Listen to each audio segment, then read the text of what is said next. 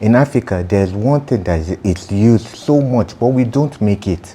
While there are many things we produce, but we don't use them. As far back as 16th century, slave trade accounted for most of the transatlantic trade. An estimate of about 10 million slaves were traded for a period of about 300 years. What was traded for those slaves in return were guns. We never knew what guns were until we saw it with foreigners that were coming from across the Atlantic. In Hausa language, gun is called bindiga. It was coined from English as a saying for bring the gun, bring the gun, bring the gun, bindiga, bindiga. You get it, right? The guns were used to fight wars and defeat opposing tribes, villages, or kingdoms. Those who lost the wars were sold as slaves, and those who won became richer and powerful.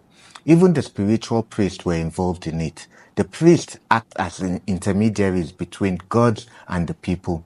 If someone committed an offense, they were sent through caves. If they return, they were not guilty. But if they didn't return, that means the gods were angry with them and they were guilty. However, the people didn't know that there were slave traders that were waiting for them on the other side of the caves. Those slave traders captured them and put them on a waiting boat that would ship them across the Atlantic as slaves.